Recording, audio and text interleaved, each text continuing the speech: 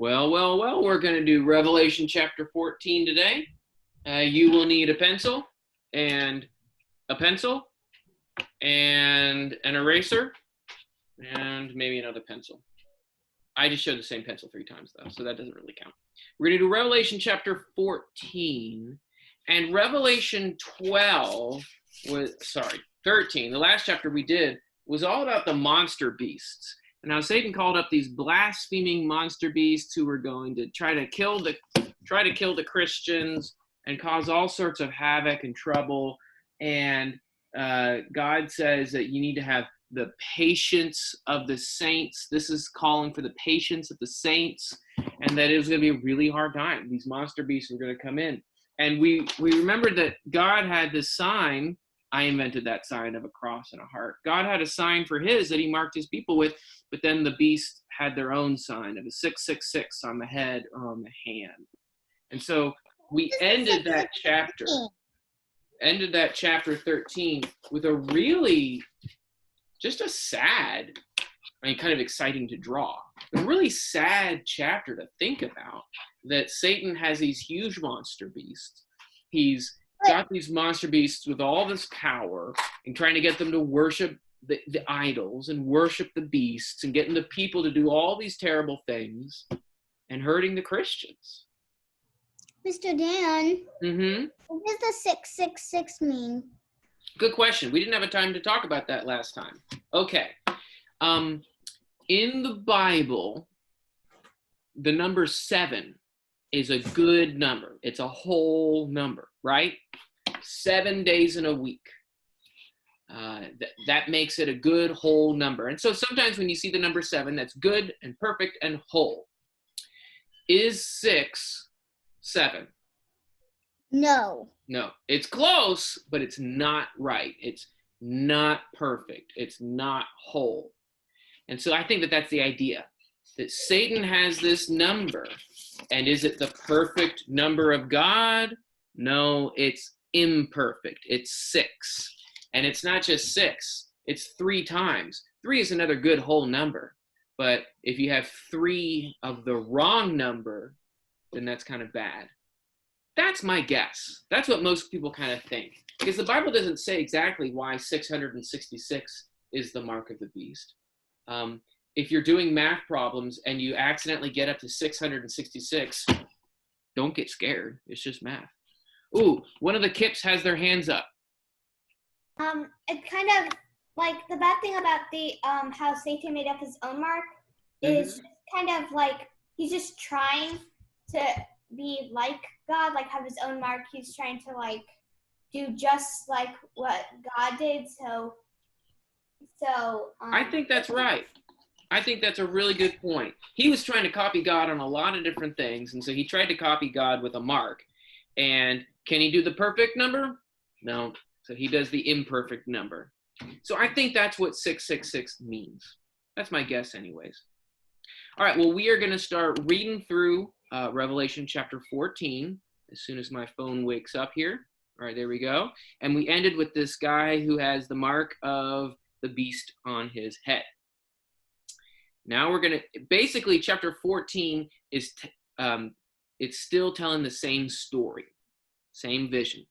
And I saw, and behold, the Lamb standing on Mount Zion, and with him 144,000, having his name and the name of his Father written on their foreheads. And I heard a voice from heaven as the voice of many waters, and as the voice of a great thunder. And the voice that I heard was as the voice of harpers playing their harps. And they sing, as it were, a new song before the throne and before the living creatures and the elders. And no man can learn the song save the 144,000, even those that have been purchased out of the earth. These are they which were not defiled with women, meaning they didn't sin, they are virgins. These are they which follow the Lamb wherever he goes. These were purchased from among men to be the first fruits of God unto the Lamb. and in their mouth was found no lie, for they are without blemish. It's a long paragraph, but I want to talk about this. On the one side, you have Satan with his monsters and his mark, but now what does John get to see? He sees the Lamb on Mount Zion with 144,000 people, and there's voices like water and thunder and harps, and they're singing this song. And these 144,000 people, they didn't sin. There's no lie. There's no blemish, because they were following the Lamb. All right, so we're going to draw that idea. We're going to draw that idea now.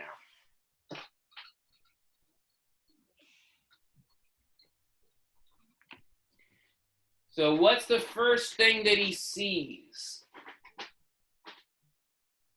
Oop. He looks and he sees the Lamb. The Lamb. The Lamb.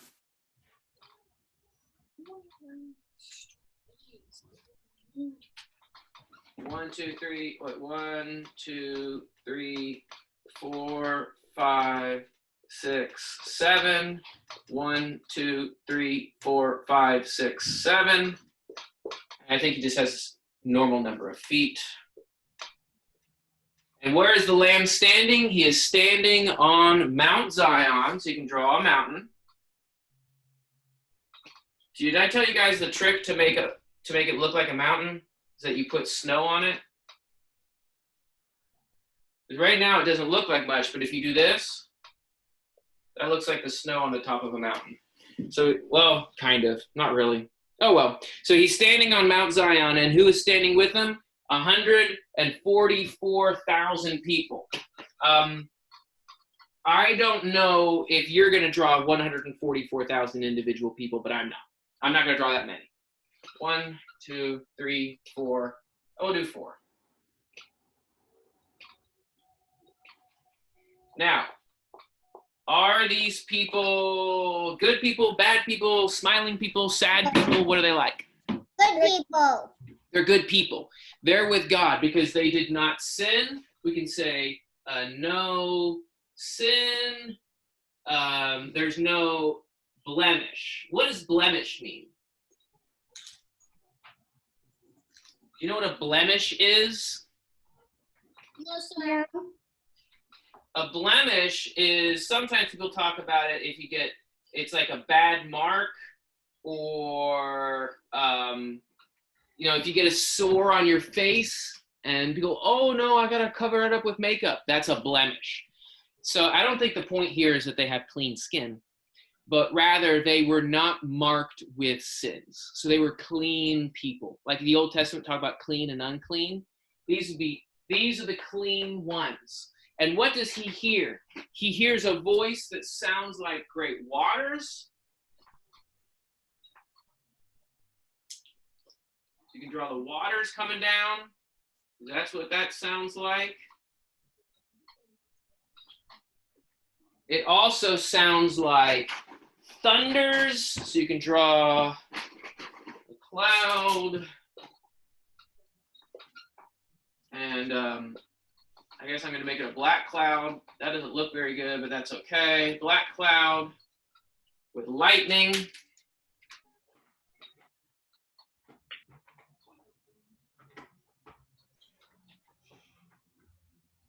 You see the lightning there? Not very well. That's okay.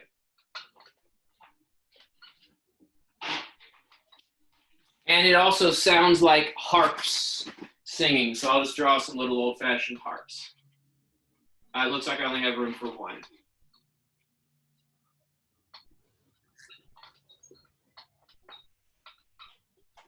And they're playing music. And it says that they sang a song. Do you remember what the song was called? They sang a what song? Can you remember? A new song. A new song. So that means, what does it mean that it's a new song? Why call it a new song? probably means that there's some good new thing that's happening or a good new event. It could be a new song about Jesus. It could be some new happy time that's going on. But remember chapter 13, how the beasts were fighting against the Christians? How could there be anything good to sing about? That. The Lamb is coming, and he has his 144,000, and they are singing, and they're happy, and they have this new song. In fact, somebody wrote a church hymn. I think it's called The New Song, and it's about we're going to sing the new song someday. And so that's kind of a neat idea. And they're doing all this, and they're doing it before the throne. You could draw the throne up in heaven if you want, and they're singing. I didn't make their mouths open. These guys got to be singing. Hold on. Give them big open mouths. There, now they're singing. Bam, bam, bam, bam, bam. Look at all the words coming out of their mouth. It's just going up, and it's so loud, and it sounds loud. And so that's the idea. When you think back to the monster beasts, this is the last chapter, but it's happy. The idea is that these are happening at the same time. And that's one of the big points of the book of Revelation. The book of Revelation is trying to tell us, while this happens, this is still happening. While I feel like this, and I feel like the guy that got killed, I know that there are people praising God. And I know that I'm a part of the people who praise God. And I might get hurt, and I might get killed, and I might get really sad. But this is still happening. And that's something that we got to remember. That's something that we have to remember. And that's what's fun about the book of Revelation, is that the book of Revelation is trying to remind us about that. So even though life is bad, like chapter 13, well, guess what? Life is not terrible. Life is going to be okay. That's one of the major points in this chapter. Well, I'm going to go back to doing the screen share and reading through, and we're going to pick up now in verse 6, as soon as my computer wakes up. Come on. Hey, silly. Oh, man, if it starts acting up, I'm going to get really frustrated. Didn't it work a couple minutes ago?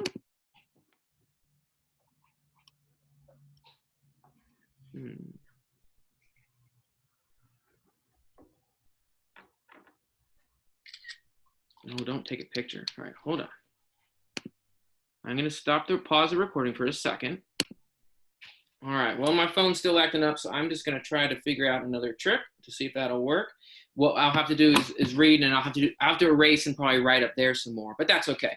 I'm going to go back to reading verse 6. So we're in chapter 14 and verse 6 now. And I saw another angel flying in mid-heaven, having an eternal gospel to proclaim unto all them that dwell on earth, and unto every nation and tribe and tongue and people. And he says with a great voice, fear God, give him glory, for the hour of his judgment is come, and worship him that made heaven and earth and the sea and the fountains of waters. All right, so an angel comes, and an angel is trying to get the earth to be excited and to worship God. All right, I'm going to try one more screen share.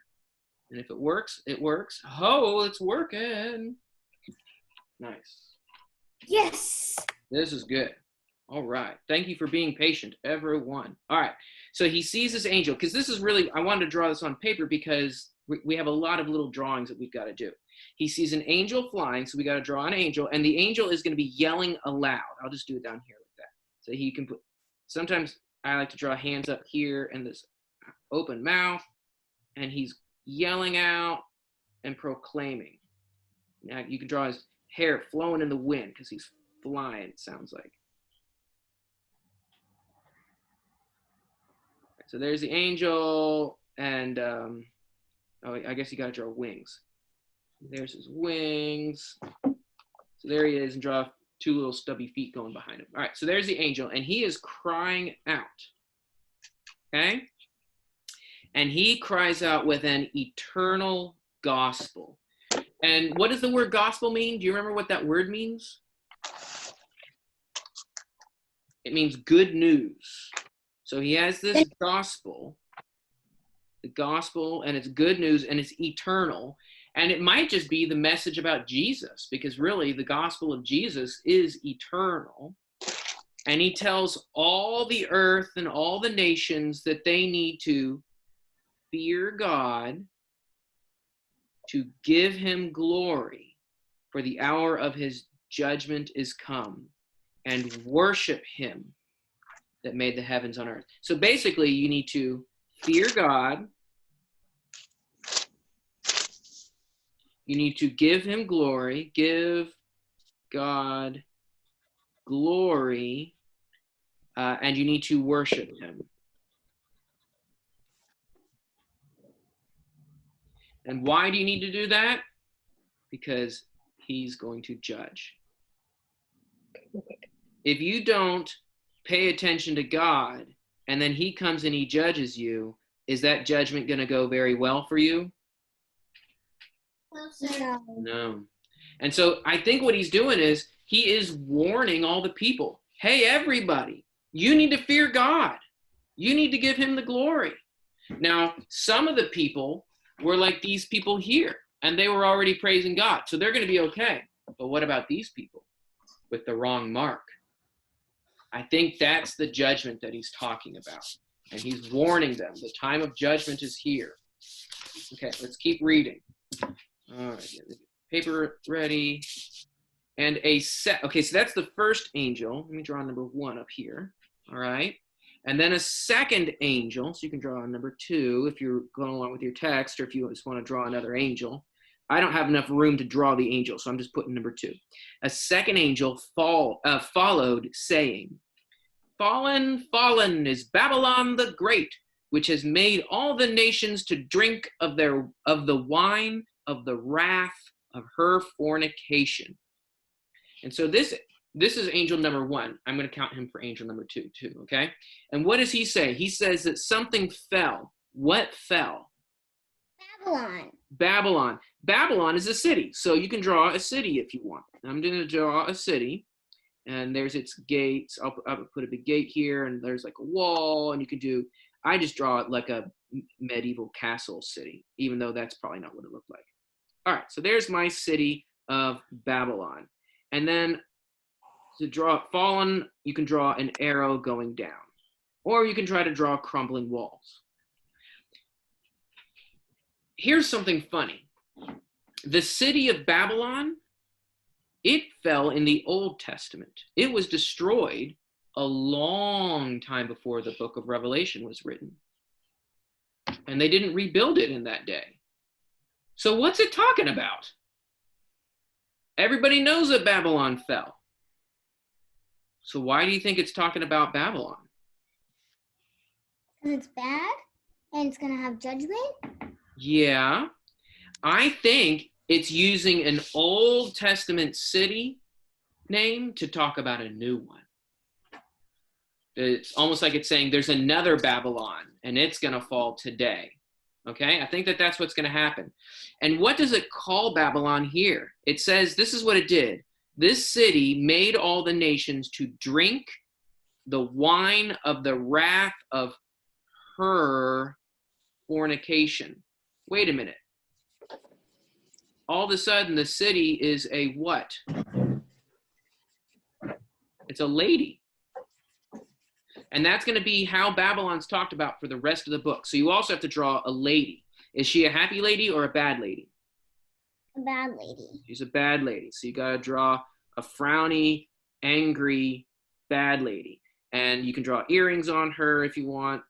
Otherwise, most of my ladies look like guys. I'm not a very good lady drawer. So I draw earrings on them and funny hair like that.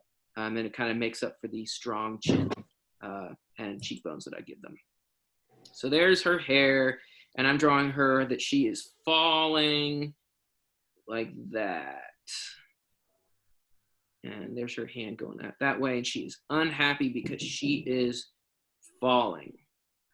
And then you got to draw like the fall lines, right? And that shows that she is falling. And is she happy about this? No. Not at all. And what did she make? Uh-oh, my screen stopped. Hold on, silly thing. She made them all drink what? The wine of the wrath of her fornication. So if you want to draw a wine glass over here, you can. You can put some wine in there, and I'll make it kind of splashy because she made them drink this, and you can even have it splashing out. Sometimes it's fun to draw splashes. Okay, so that's number 2. The angel number 2 talked about Babylon fell. Then a third angel. So now we're going to do angel number 3. Another angel, a third, followed them, saying with a great voice, if any man worships the beast and his image and receives the mark on his forehead or upon his hand, he also shall drink of the wine of the wrath of God, which is prepared, unmixed in the cup of his anger, and he shall be tormented with fire and brimstone in the presence of his holy angels and in the presence of the Lamb, and the smoke of his torment goes up forever and ever, and they have no rest day and night, they that worship the beast and his image, and whoever receives the mark of his name. Okay, so who does the third angel talk about? He says, if anyone worships the beast or worships that idol of the beast or gets their mark on his forehead or hand. So he's talking about the people with that 666 mark. Remember them? Yes. What's going to happen to them? Are they going to have a happy day? No. No. Because they're going to have to also, remember how the lady had her wine of fornication? That means it was a wine of sin, and she got people to drink her wine of sin, and that means she got them to sin, right? Mm-hmm. Well, God has his own wine that he's going to give them to drink. It's the wine of the wrath of God. So you can draw another wine glass. I like to draw this one bigger because it seems like it'd be scarier if it's this big. And it's God's anger in this wine. Isn't that a funny image? Not just that I'm drawing a funny picture, but God is going to punish them with this wine of his anger. Do you remember how Jesus prayed, if it be possible, let this cup pass from me? So the idea that God has a cup that is not happy for people, even Jesus talked about that. And so they're going to have to drink that wine. And do you know what else is going to happen when they drink in that wine? They're going to be tormented with fire.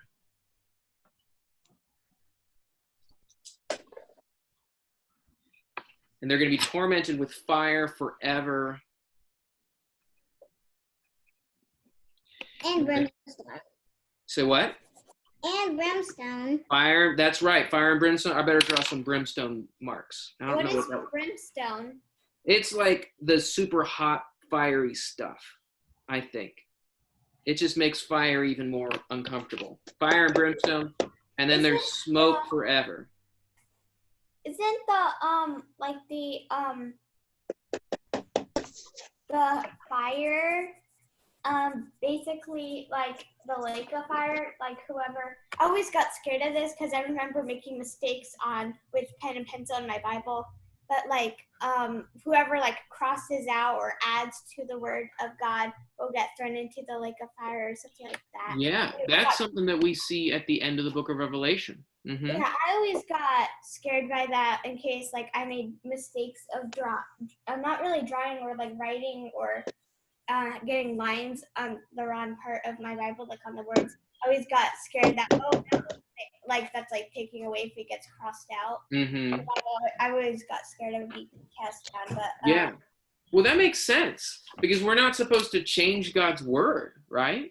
I mean, then that would basically be like saying you invented the telephone when they somebody else did. Yeah, yeah. And so this one, it's very similar to talking about the lake of fire. He doesn't mention it here, but when he's talking about that fire and brimstone forever and ever and ever, it's that same kind of idea, right? And so the angels come onto the scene, and the angels say, there is an eternal good news of God. There is an eternal good news of God, this gospel. And if you will listen to the gospel, and you will fear God, and you will give God the glory, and if you will worship God, then you will be okay when the judgment comes. But if you don't, fallen is Babylon the Great. You've tried to sin with this lady, and guess what? You've got the bad mark. You're going to drink the wrath of God. You're going to burn up. And then what we learn here in verse 12, this is one of my favorite verses. Here is the patience of the saints, they that keep the commandments of God and the faith of Jesus. So there's this reminder of you got to hold on. If you hold on, you won't have to drink this cup of wrath. If you hold on and you have this faith, you can be okay. All right, I'm going to keep reading in verse 13, and we're going to read some more judgment, okay? Verse 13. Then I heard a voice from heaven saying, "Write, blessed are the dead which die in the Lord, henceforth forevermore. Yea, says the Spirit, they may rest from their labors, for their work follows with them." I think that this is connected to it. If we die, well, it's not fun to die, but if we die in the Lord, do we have to fight with the problems of this earth anymore? No. No. So if we die in the Lord, I'll even draw the mark on the forehead, right? If we die in the Lord, we can be happy. I'll draw spiky hair of joy. If we die in the Lord, we can be happy. We're going to rest from our labors. What do you think about the people who have the other mark? Do you think they're going to get to rest? No. No. I'll draw flat hair of sorrow. Okay, let's read what's going to happen now. And behold, I saw a white cloud, and one on the cloud I saw sitting like the Son of Man, having on his head a golden crown and a sharp sickle. And another angel came out of the temple. We'll draw him real quick. So here's this cloud. Does it say he's sitting on a throne? No. So I'll just draw him cross-legged, which is surprisingly hard to draw cross-legged. Oh my goodness. So here's this guy, and he's one who's like the Son of Man, which means he's like Jesus. And in his hand, he has a sickle. Do you guys know what a sickle is? No, sir. It is a sharp, curved, knifey thing that you use to harvest things like grain or fruits or whatever. So it's a farm harvesting knife, okay? So when you would go out and you would cut, so like here's the big piece, the stalks of grain, and there's the grain on the top of it, on the top of the wheat, right? There's all the stalks, there's the grain, and you would come along with your sickle,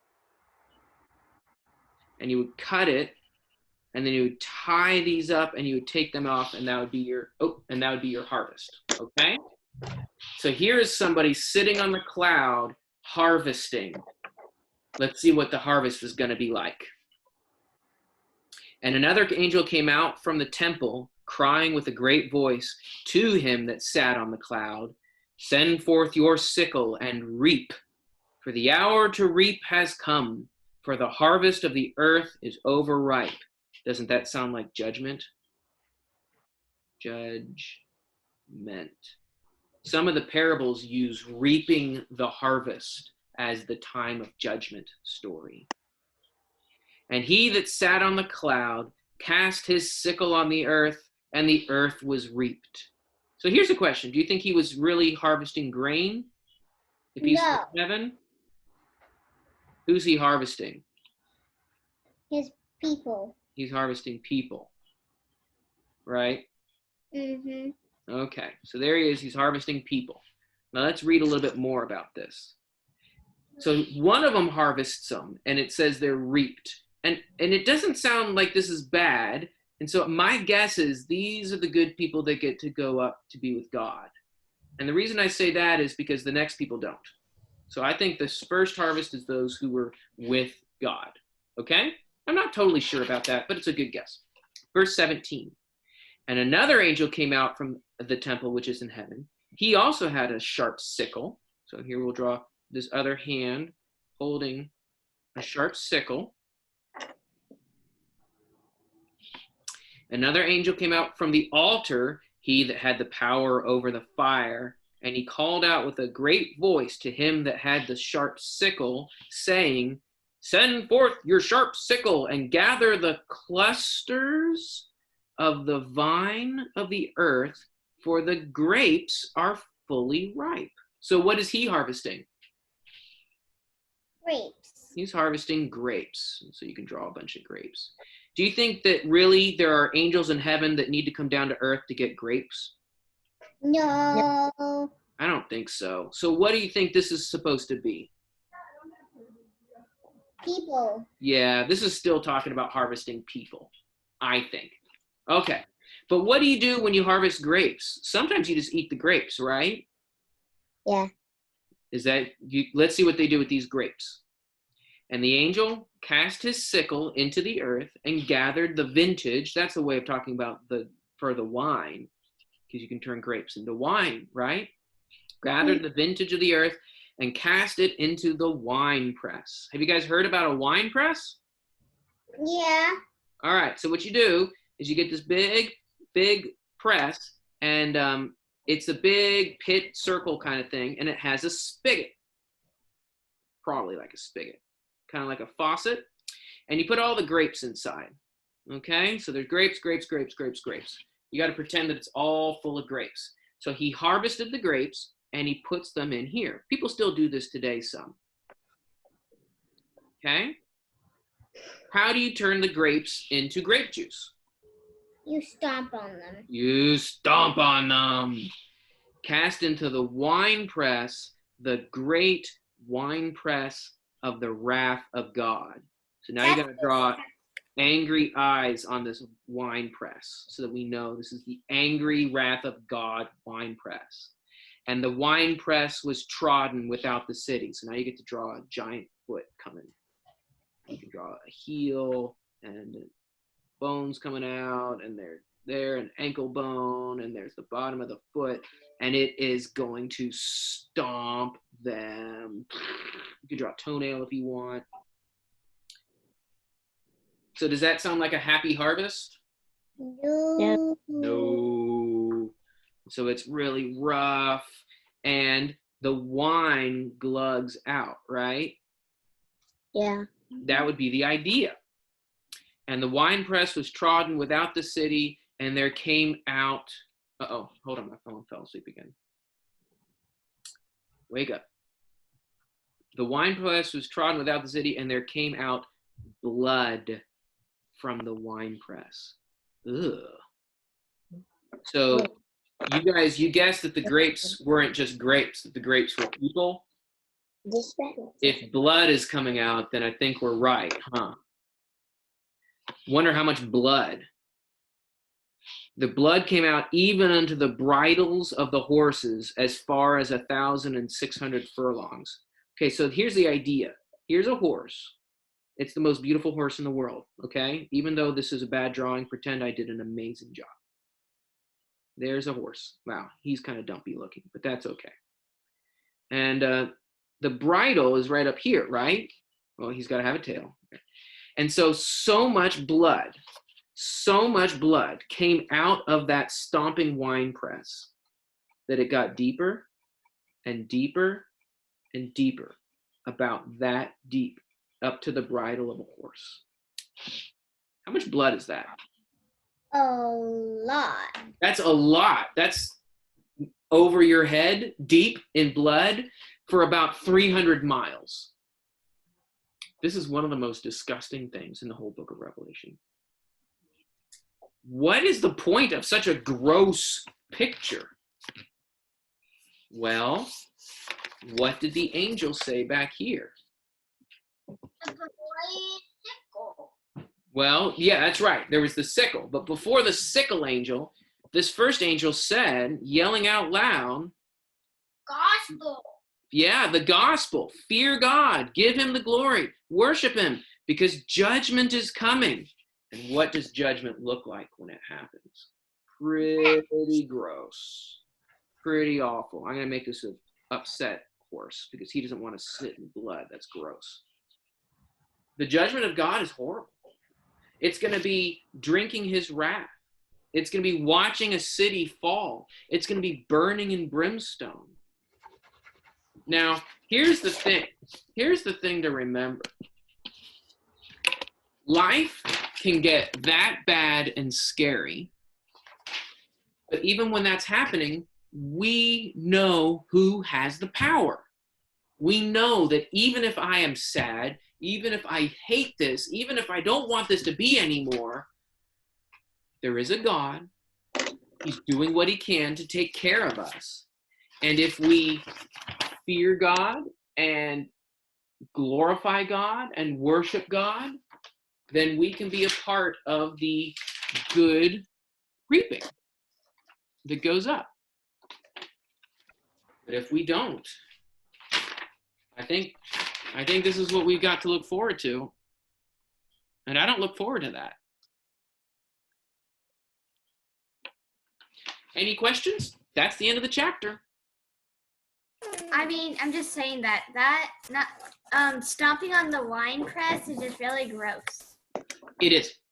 It's totally gross. And it's kind of, sometimes it's fun to draw the scary things and whatever, but it's meant to be disgusting. Because when God punishes people, their sin is so bad, it's supposed to be disgusting. That's kind of sad. But it's the truth. Any other thoughts? Any other questions? Why is the wine angry? Because it's God's wrath. That's why it's angry. Hey, Mr. Why is the wine angry? Mr. Dan, I think Edmund is trying to ask you something. What's up, Edmund? I was just,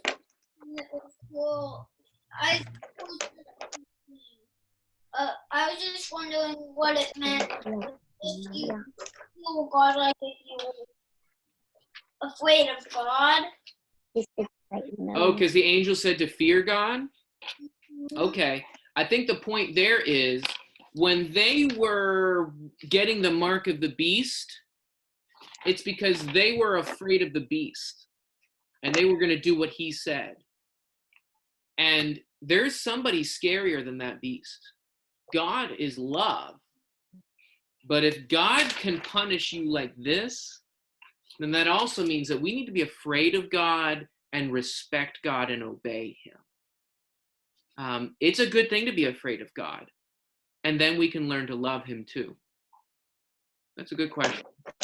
Well, this was great, guys. I'm going to sign out for now, but I look forward to seeing you again soon.